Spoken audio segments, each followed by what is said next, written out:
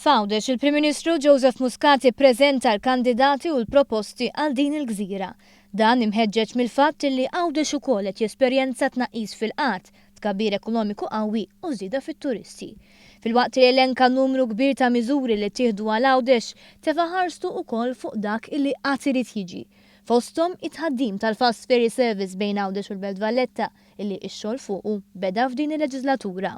Saħħabrilkom illi dan it-tender issa għala u hemm tnax l-offerta għal dan it-tender li huwa ammont impressjonanti u li hemm interessanti wkoll li minn barra kumpaniji lokali li applikaw għal dan is-servizz tal-Fast Ferry kien hemm ukoll kumpaniji internazzjonali li jurew l-interess. Ġifieri qegħdin on track biex dan il-servizz tal-Fast Ferry jibda minn hawn u ftit tax-xhur oħra kif jiġi aġġudikat dan it-tender il-fatt li hemm tnax il-kumpanija illi poġġew l-interess tagħhom huwa sinjal tajjeb ħafna li ħajkonna proċess kompetittiv.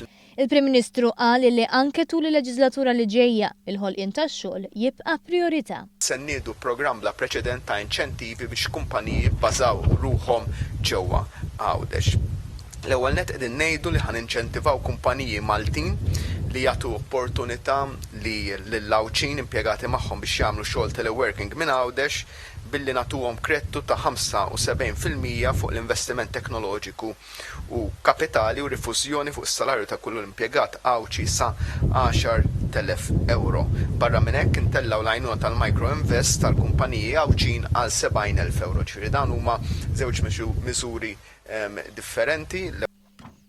Negozji ġodda se jaraw il-kreditu fuq it-taxxa. Muscat qal li l-Gvern Laburista mhux se jagħti 10,000 biex wieħed imur jgħix f'Għawdex għaliex hemm proposti iktar b'saħħithom.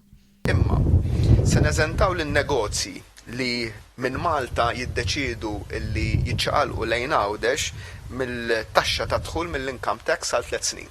Jiġifieri jekk għandek kumpanija illi minflok f'Malta ħatitla taħdem ġewwa Għawdex fl-ewwel 3 snin ma tħallas taxxa. Hija pratikament tax holiday għal dawk kollha li diġà qegħdin f'Malta jiċċaqalqu l-operat tagħhom ġewwa Għawdex 3 snin bla taxxa.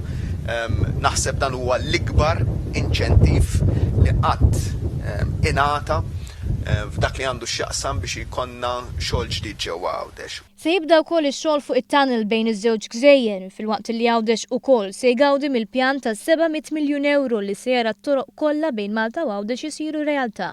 Importanti wkoll il-proġett tal-isptar il-ġdid li bi 350 sodda u servizzi ġodda se jkun l-ikbar sptar illi qatt kellu Għawdex. Issa li djar tal-anzjani ta' Għawdex hija kważi lesta se tinbena dar oħra ta' 350 sodda b'mod partikolari għal dawk li għandhom bżonn kura fit-tul. F'Għawdex il-Prim Ministru qal li huwa sodisfatt bil-kandidati b'dak li twetta u b'dak illi jrid isir.